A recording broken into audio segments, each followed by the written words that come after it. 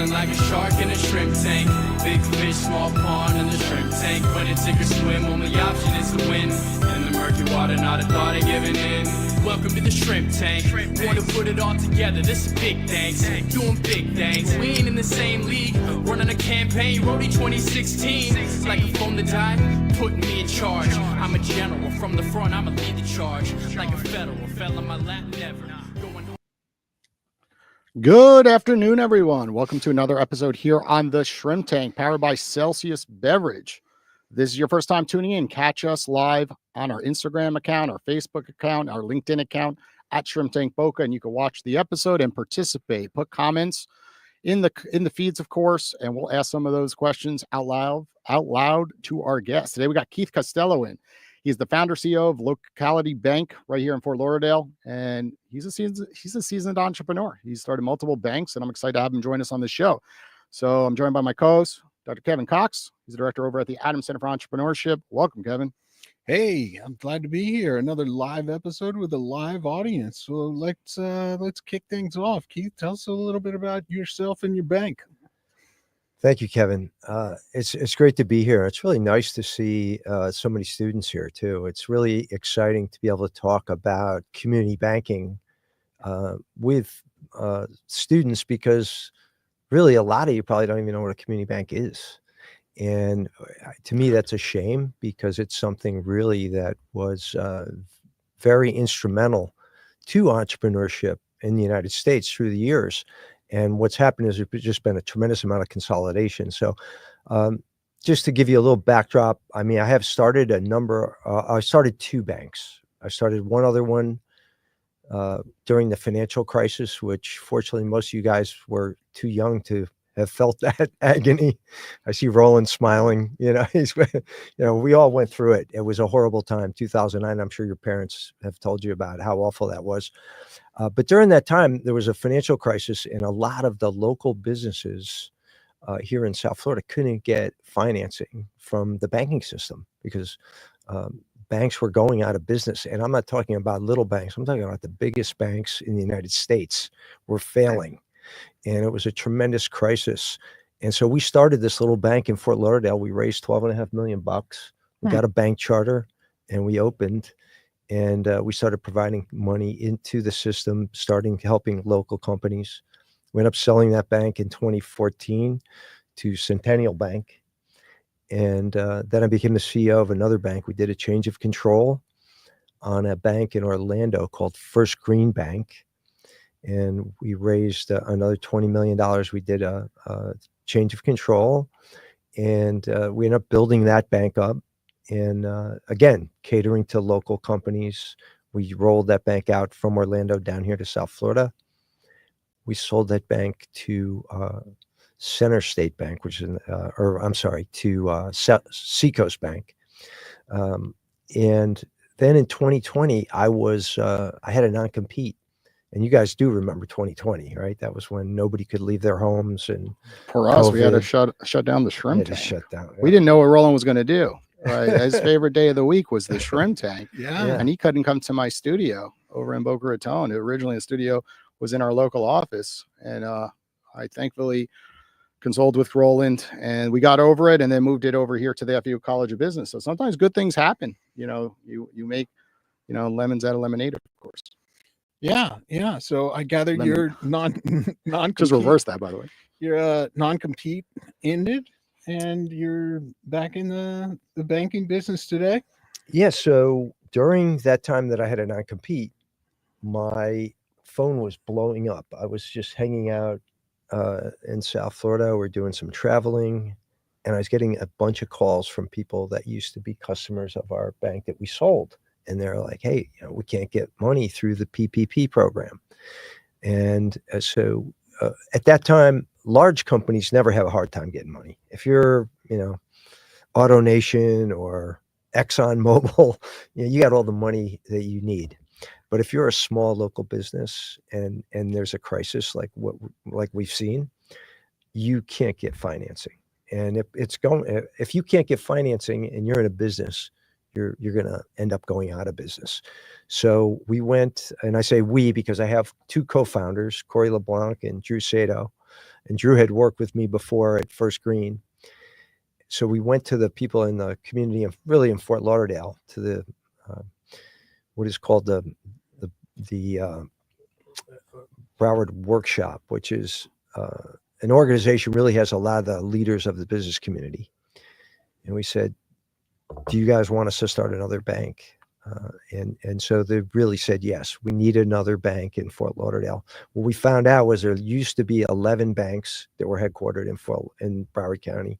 And now there were only 3 in 2020. So that was part of the problem in terms of, that's the problem that we really set out to solve. All right. So dive right into the differences, right? I bank with one of the evil empires, right? These huge, massive banks. Not always the best customer experience, but what's the fundamental difference between a bank like Bank of America and a community bank? What are some of the differences or the main difference? So what I would tell you is that banks are, nobody looks around and said, oh, we need another bank, right? There's banks everywhere. So I compare it, it's kind of like the restaurant business. So you have chain restaurants, you have big chain restaurants where you can go, you have McDonald's, you have big, high class chains like Eddie V or, these other ones, Morton's. But then you have local restaurants, right? So I don't know. There's a couple left, I guess. No, I mean, that's where I go. Yeah. Where do you like to go? No, there's some great. Yeah, where do you like to go, Kevin? I like where this is going because so many of those have been, eaten up by your franchise. Kevin looks like an Outback guy. I think. Are you an Outback guy? No. I think Applebee's, Chick-fil-A. Chili's. I'm a fast casual guy. Casual. I eat what the healthy students eat. Fresh kitchen, bowl eggs. Some of the folks we've had on the show. Hey, I got to admit, I real went to Chipotle. food. You have to get higher interest on your savings account. You gotta start banking with them so you could afford those places. But I think that for me, I really love local companies and I love local businesses. So if I'm as a banker running a bank, and somebody calls me up and says, "Oh, we're the biggest company in the industry," I said, "Well, I don't want to talk to you because I don't want to deal with the biggest company in the industry. I want to deal with somebody who is an owner or somebody who's running that company. Because if I have a problem, I don't want to talk to a salesperson." If you can even talk to a person, right? Bank of America, I just talk to robots and chats and stuff. Kevin, I'm leaving here with your account today for sure. Oh boy. Okay. I think that's a bet. Let's make this happen. All right. So I'll give you a hat. Tell us a hat. We got to have That's a better start. incentive What else? program. What else? than Keep that, going. Keith. Keep going. What else are you gonna give them? We're drawing the So, line there. Does your bank have a physical location? We do. We're at 1400 South Andrews Ave in Fort Lauderdale, which for those of you who like, the local restaurants, there's Tap 42 right across the street. Now that became a chain, but the original Tap 42 is right across the street. And we, with the other bank that I had, financed that. Interesting. Yeah. So we put that chain into operation and business. Wow. Okay. What a story. Can we break down some of the basics, right? Like every student in the audience has a credit card. They have a savings, a checking account, right? And my bet is that 90% are at the 3 banks, right? Citibank, Wells Fargo, Bank of America, probably, right? And often they drive by your bank all the time, and they likely don't walk in the front doors. Like, why should they walk through those front doors? Why should they transition? Most people hate change, even though they hate the big banks. The big banks could be opening up accounts, on their behalf, like Wells Fargo. We saw that, and people still don't shift from those banks unless there's like a nightmare situation, right? My buddy worked for Signature Bank in New York City, Signature Bank, and remember, like, all these banks like had major issues, right? They were all over the news. Then people shift the money. Well, they failed. Yeah, right? they failed. But all the other banks are too big to fail, right? So why should every student here decide to shift, I guess, to your local branch? So that's a great question. And all I would say is to bank with a local bank like us, or it doesn't even have to be us. There are local banks here. Paradise Bank is a local bank in Boca. And when you put your money in a local bank, what you're doing is you're reinvesting actually in the community. Because if you think about what is banking, it's really just what you're doing is you're giving your money to people who have some expertise in terms of analyzing businesses. So you're investing in local businesses when you put your money in a bank, because what we're doing is we're then taking the money that you deposit in that bank and we're lending it to companies, and that helps the local economy. And I think one thing, and listen, I'm not against big banks. I mean, we need big banks, right? They're big companies, they're international companies where we have to compete internationally.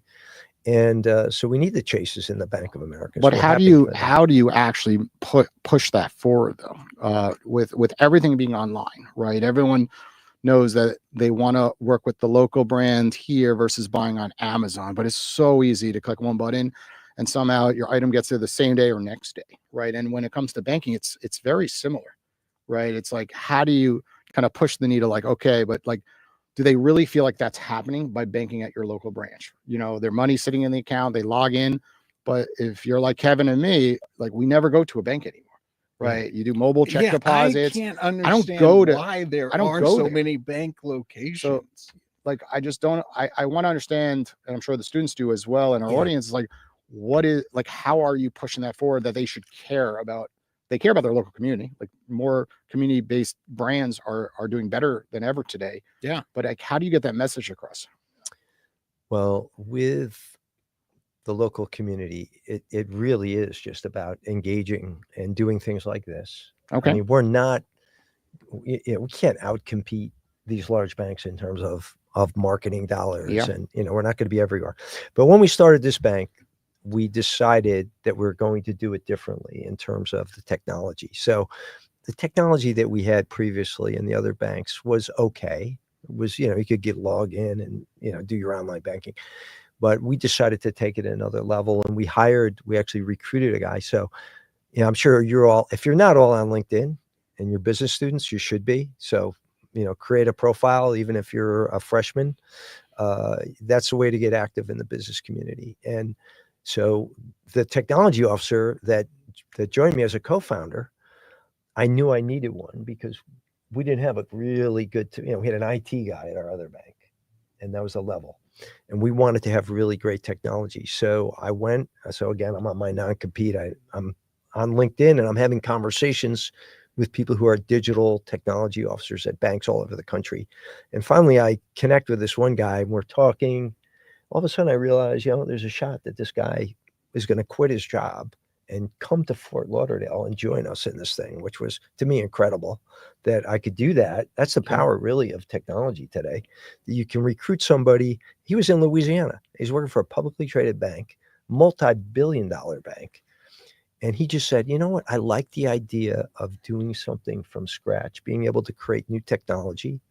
And I think that's the attraction. You talk about community banks the way you may be thinking about community banks in the past. And I think a lot of them aren't going to make it. They're not going to be around, because if you're not in the cutting edge of technology as a bank, whether you're a small bank like us or you're Chase, you've got to be in the forefront of technology, because that's the future of banking. You talk about Amazon.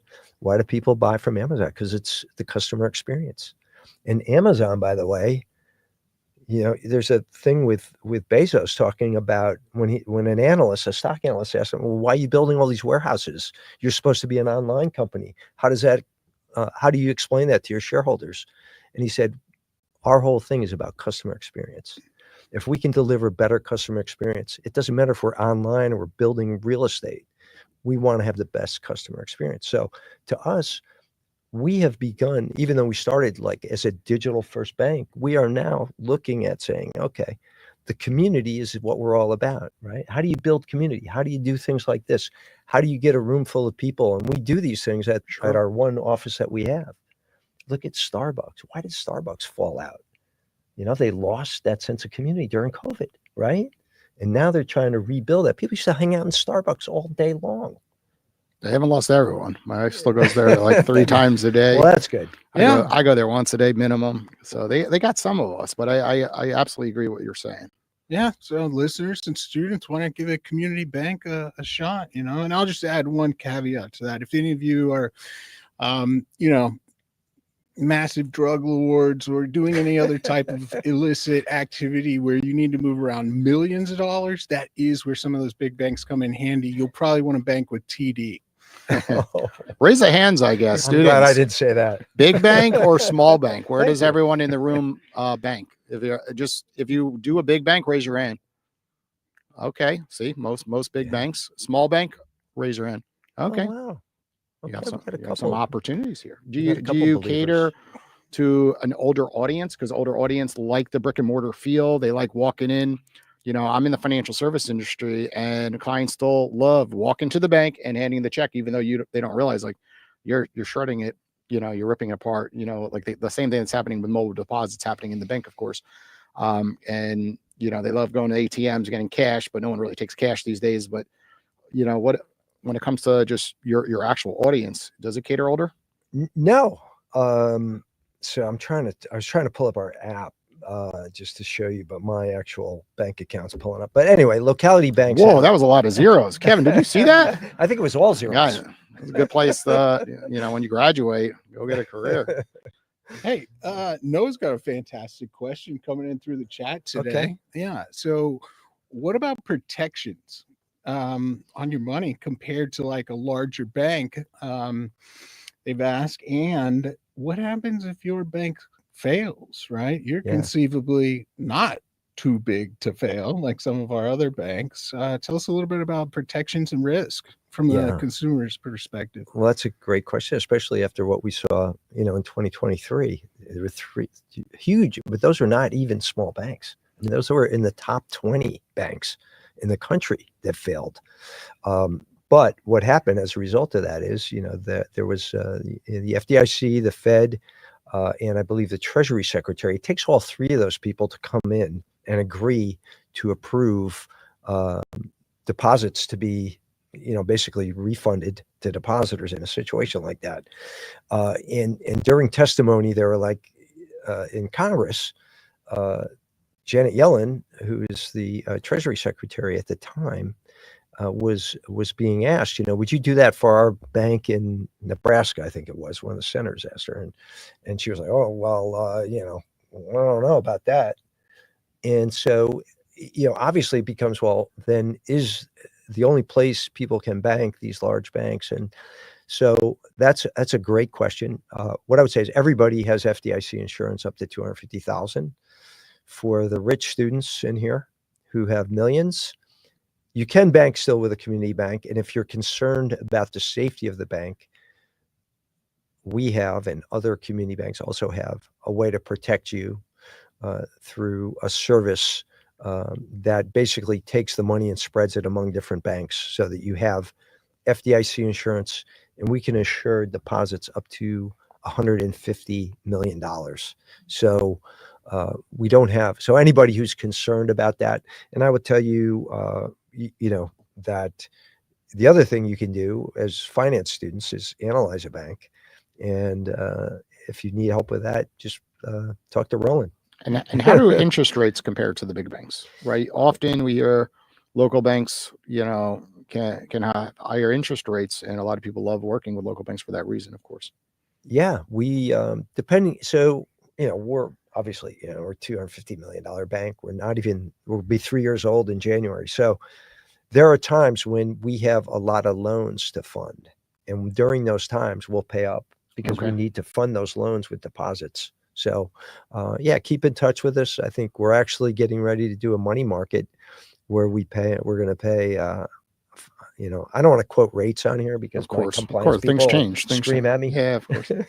But anyway, check the website if you. And what about on personal loans? I mean, credit card debt is at all-time high, right? A lot of students, unfortunately, rack up debt while they're in school, right? They're not able to work 40-hour work weeks, right? Sometimes they're working 10, 15 hours behind the scenes. They're doing internships. The internships aren't paying that well. And what do? They throw things on a credit card. They graduate school, and before you know it, they're in debt. Obviously, some of them have student loan debt, but on personal debt, credit cards, right? You see these things up at 20+%. Mm-hmm. Is there a way that students can refi these credit cards in a nutshell? So just to quickly answer that question, we strictly do commercial loans. We don't do any consumer finance. We don't do auto credit, personal loans at all. We don't do home loans. Part of that is just because for a small bank, the compliance costs are unbelievable.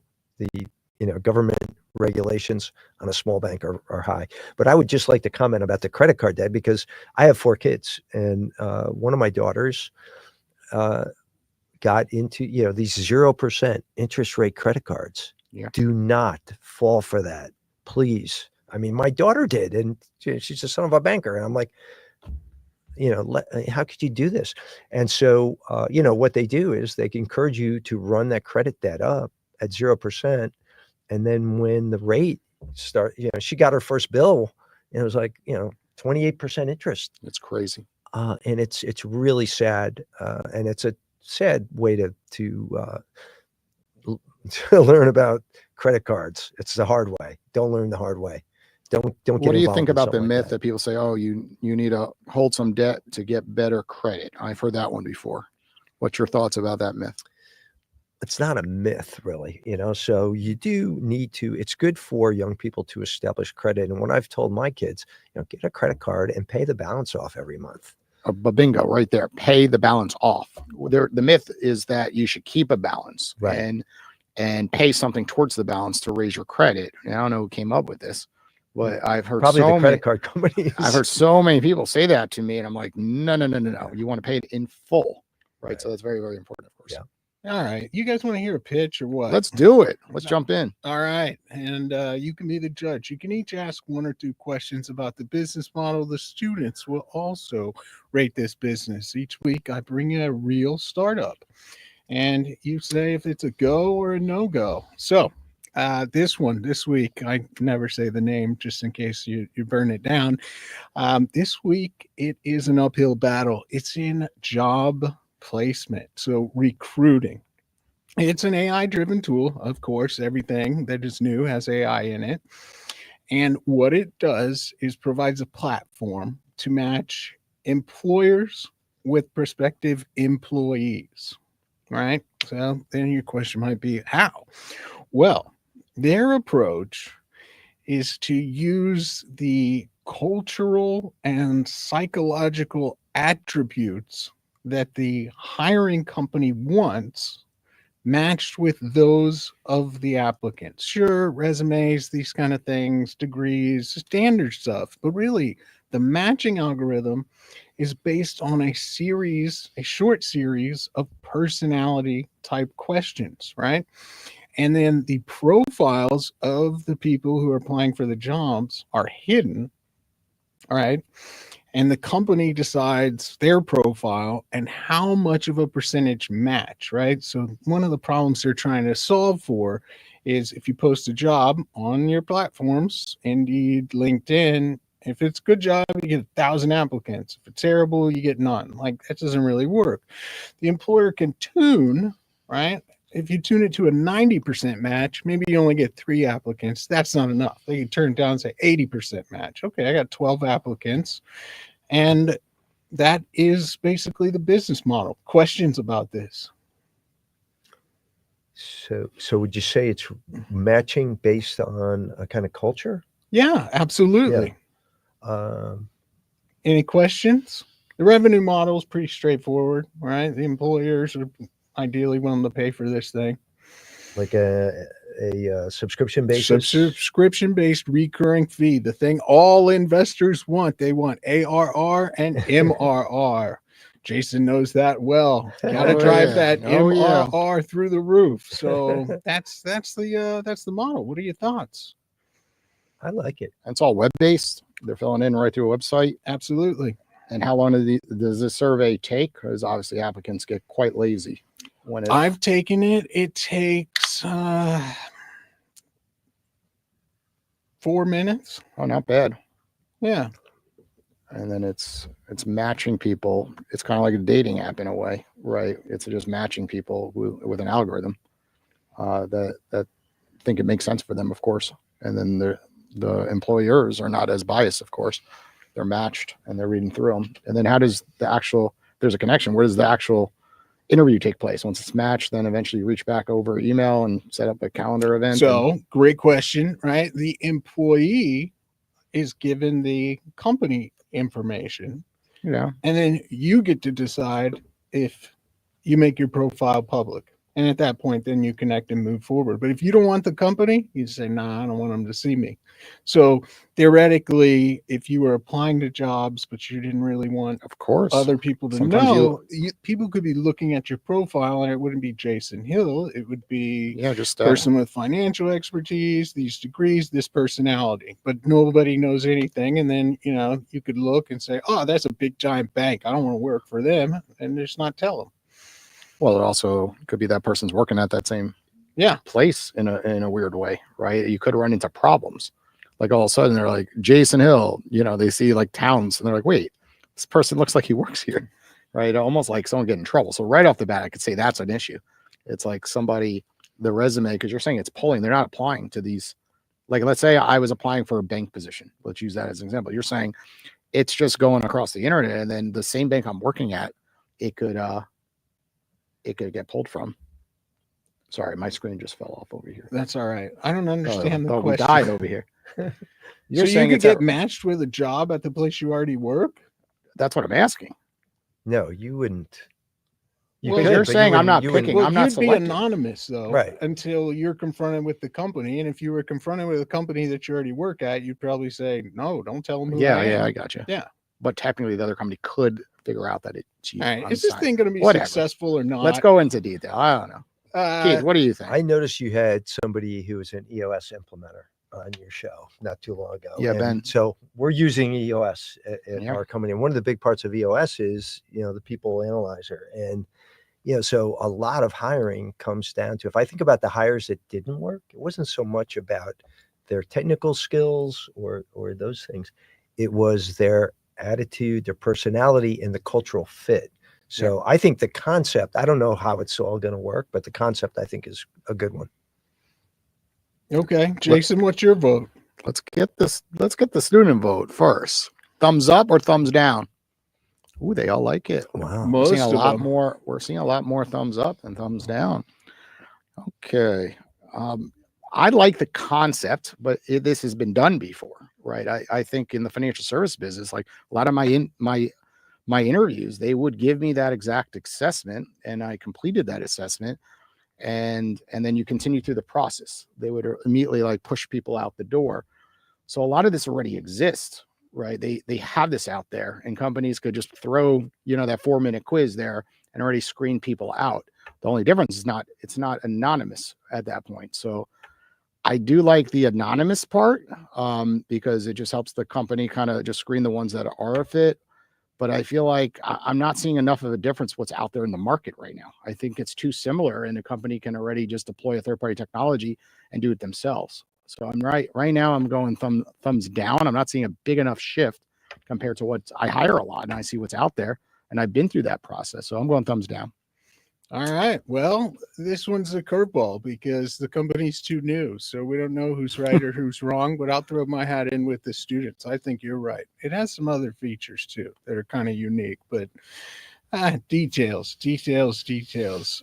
I will mention, I guess. So the one thing about this personality thing, like if people are applying right to you, then you've already kind of recruited them, right? Also, I can game that system. I can figure out what kind of job that is and what kind of answers I can give. What's interesting about this concept is you get to answer those questions once.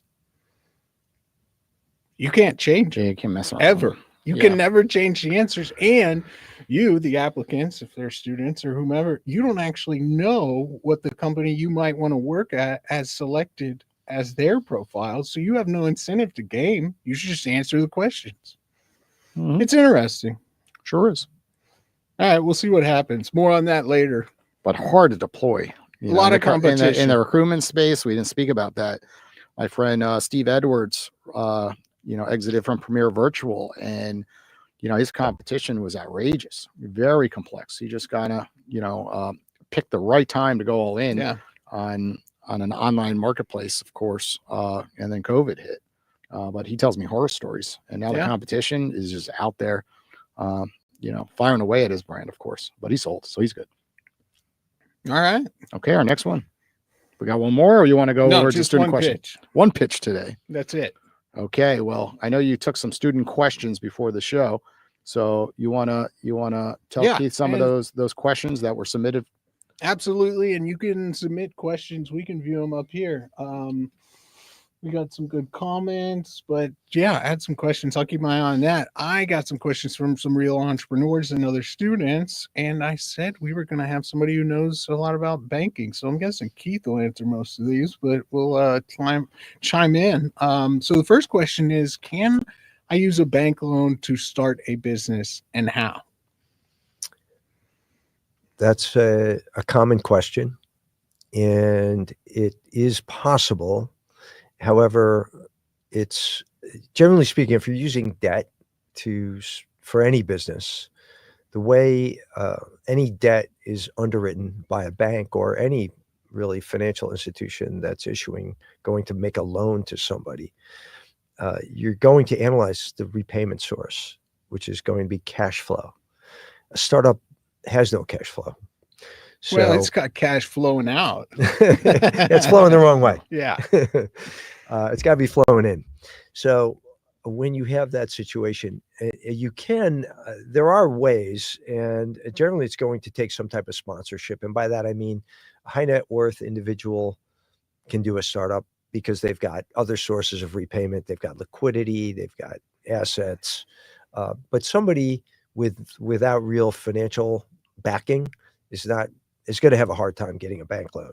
Now, that being said, there are SBA loans, Small Business Administration loans, that are government guaranteed loans, which we do at Locality Bank. We love making those types of loans because the government guarantees 75%, sometimes even more, of those loans. And so that allows us, and we're only 25% of the risk then. So we're not taking as much risk.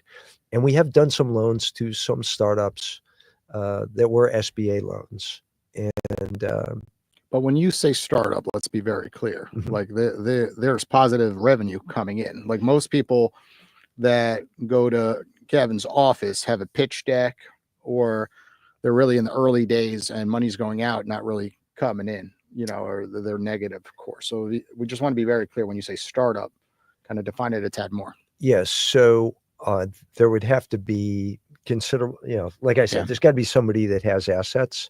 Or let's say you're working in a business for 10 years and you are, like myself, like I used to work for a bank. I went and started my own bank. So somebody in a situation like that, or somebody working in a restaurant, they're going to start a restaurant, and they have that expertise and they have some track record, maybe that qualifies for an SBA loan. And I say, maybe it's going to be hard for them to start. But to be fair, the typical situation, someone's got a 9-to-5, right? They have a genius idea and they want to quit their 9-to-5. And often they knock on your door and say, look, I'm an expert. Look what I'm doing on the side. If you just give me $500,000, look at this business. I'm going to make it worth $14 million in 12 months. Right. And what do you say to those people that knock on your door? That's the most common one. Well, that's unrealistic, right? Yes.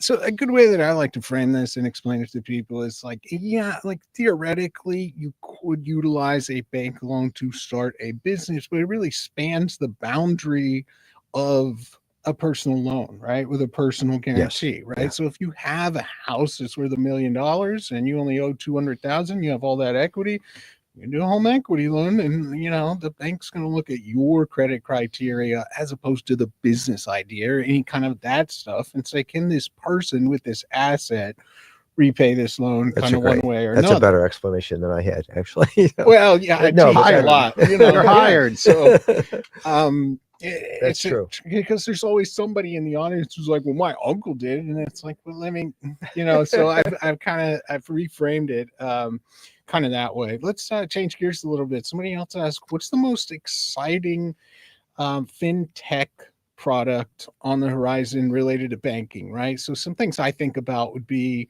helpful tools to help people save money or be better consumers or invest their money. A simple one is Rocket Money. not a sponsor of the show yet, but they'll track your subscription bills, because I'm sure all of you are paying for something that you forgot about, some 99 cents a month charge or some bill or some app. They'll track all that, and then they'll help you cancel it. Obviously, they make money as well. But anything from your perspective in fintech related to banking on the horizon or already out that people should know about? So I really spend a lot of time on that area and going to fintech conferences and to bank technology conferences. I think the biggest opportunity for most banks is in AI. And that's just, and that's where I met Jason, was in an AI event, all day event. And, some of the things that are being demonstrated, the ability to just be able to transact business with AI. I mean, we saw it demonstrated at this conference we went to at a Microsoft event. So for me, I think, and what those use cases are can be, and one of the biggest issues in banking, and I'm sure most of the people in this room have experienced it. I know somebody who's experienced it, and that's fraud. Bank fraud. Ever since everything became easier on a phone or on a laptop, fraud has exploded, and account takeovers and this type of thing. We get so many, even a small bank like ours, we get tons of every day, people trying to open fraudulent accounts and rip us off. It's nonstop. And so AI is helping us with that, to be able to detect, is that a real person or is that a bot? Is that somebody who's a bad person? Is it a good person? So those are the things. All right. Now we got a great question from Noah again. He's on fire in the chat. So this is really just your opinion here. But if you think back to the pandemic, you referenced earlier, big companies, they can always get money, PPP loans, they're going to do it. Do you think there should have been a regulatory threshold at which smaller businesses could get their loans and funding first prior to the largest, biggest businesses? And why or why not?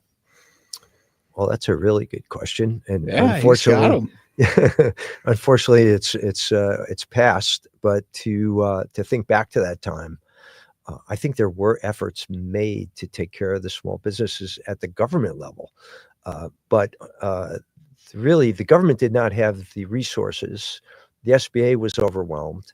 The large banks, frankly, were overwhelmed too. They were I always say this, that if you think about it, why would a large bank that can make a $200 million loan want to be bothered with a $1 million loan, right? You make 200 times as much money. If I could make $200 million loans, that's what I'd be doing.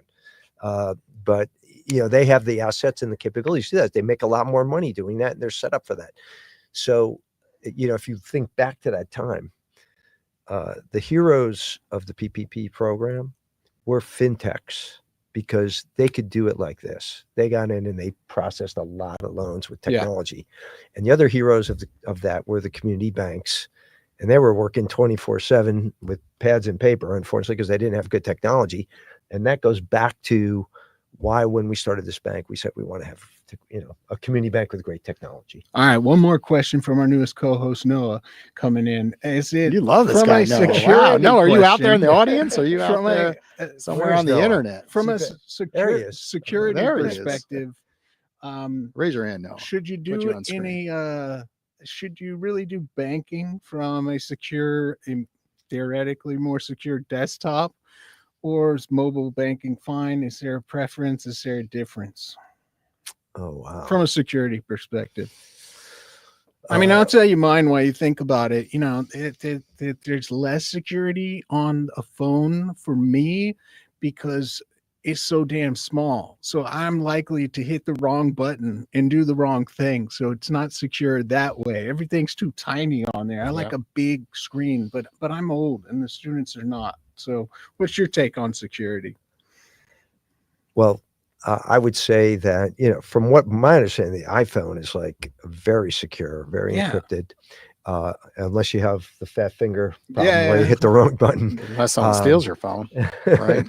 Unless someone steals your phone, right?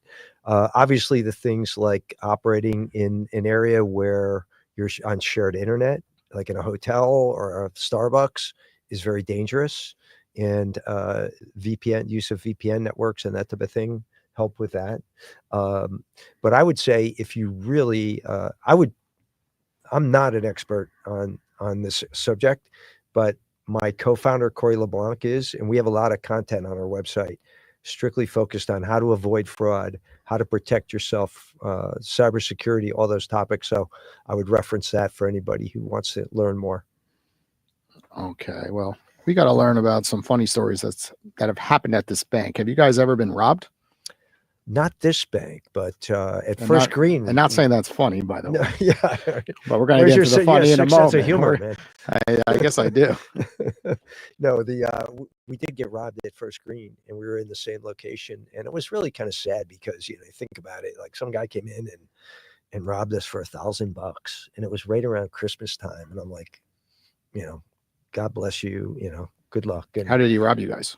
he just walked in and said, hey, I got a gun and give me money. Oh. And left. Hopefully he didn't have a gun, but nobody got hurt. And You were there that day?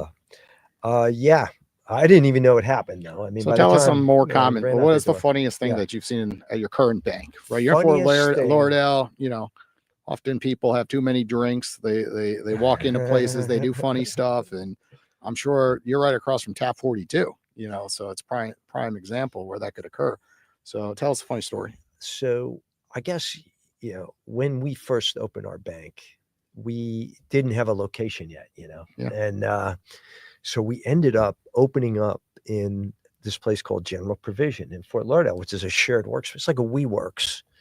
And the regulators, and we didn't want to have cash. We're like, oh, we're a technology bank, we're digital, nobody uses cash. And so the regulators were like, no, you got to have a vault and you got to have somewhere to store cash. And so when you open a bank, they actually come and visit your location. And I think, to see, like when they walked into that place and they're like, this is where your bank is. And you see the look on these bank regulators' face. It was, they were like, they couldn't believe that we were running a bank out of a little WeWorks office. So I don't know how funny that is, but Kevin's laughing. Look at Kevin. I made Kevin laugh. He That's started good. smiling. Yeah, I like it. I like it. Okay, Kevin, to wrap up today's episode, can you share with us what's happening at FAU? I know there's some big things on the agenda. Yeah, next 2 months. absolutely. Well, let's talk about tonight. So the Maverick reception, where we're celebrating 10 years. That's right, 10 years of our accelerator program, an entire decade. So if you're interested in getting connected to the startup community and celebrating with us tonight, that's a Tech Runway. Tickets are still available and will be sold at the door. It starts at 6. I know Jason and Al will be there, and Roland and all of our folks. So great event. Tomorrow, Ignite Florida at the Boca Raton Innovation Campus. That's another interesting event for startups and technology.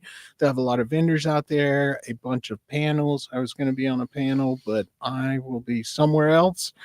Other than that, the big thing a little bit later in the year is the Croc Tank, right? So you might remember from other places I've mentioned it, the Sharks are coming to Florida Atlantic University on December 4th. I should have promo codes for all the students to get discounted tickets. Any second, we'll be sending those along. You can already get your own tickets if you're not a student at the box office. So we hope to see everybody out there, where 3 FAU affiliated entrepreneurs will pitch for real investment from the Sharks. When's the announcement coming with the winners? Who's pitching? Do you guys know already? Some people have a pretty good idea. Yeah, that's Yeah. awesome. Cool. That's for after the show. And I'll mention one event, being that we're doing a podcast, is Podfest Expo for the first time is doing it in South Florida, one of their tours. And it's the last stop on their tour. And I'm actually helping them put it on. It's at Tap 42 in Boca Raton. So if you want to learn about podcasting, everyone in the audience today, Top 42 next Tuesday, 5:30 to 7:30. It's free. So just go there. You'll meet a bunch of other podcasters. One of your goals is to get on other podcasts. What better place is walk around shaking hands, and you could easily secure 10 20 podcasts in the next 12 months by just meeting people at Tap 42. Yeah, Noah, you should start a podcast. Noah, definitely. Yeah. We can see your questions. You definitely will be a great host. Okay, well, Keith, thank you for joining us here on the show. May I do one thing? before we Yeah, leave? go for it. I wanted to give out a couple of these Locality Bank. These are the coolest hats. These are the Corey LeBlanc designed trucker hats. If I could, I'd like to ask a couple questions of the Yeah, audience. Am I go. allowed to I'm, do I'm that? panning out to the audience. so they got to get the answer right, though, to get that. Who hat. knows to within 100 banks, how many banks there are in the United States? What's the number? That's a good question. That's a hard I one. think I stumped them. They're going right to ChatGPT. Just take a guess. They're going right to What do ChatGPT. you got? 600, multiply that by quite a bit. Yes. 22,000. Take a little off 22,000, he that. says. I'm Divide by going 4. to speak on their behalf. Anyone? Divide by 4. Oh, come on. 4,500 is a winner. 4,500. All There you right. go. Hat goes. Okay. The next To that question. Who does FAU play in football this weekend? Ooh. Oh, wow. No one knows. That's I should be a no-brainer. Wow. What do you got? I don't know. Tulsa. You guys, somebody's gonna have to don't know. verify that. This show's You know what? He over. raised his hand. You win. You got it. Congratulations. Winner. For being courageous. And could I just mention our podcast too? Yeah, You're coming go on for it. soon. I by the way. am. And So we we got have to get Kevin on there too. Kevin, you're coming on too. You're getting signed up. But yeah, it's Locality Bank's Making Bank podcast. We feature entrepreneurs. And I also want to give a shout out to the FAU Finance Club who had me up here about 2 months ago. And what a great group. And I would also, they asked me if we're interested in interns. We are. We have had great luck with interns. And that's it. Thank you guys for having me. Hey, thanks for being here. Yeah, thanks for joining. And we'll be back next Wednesday right at 1 o'clock. Take care, everybody.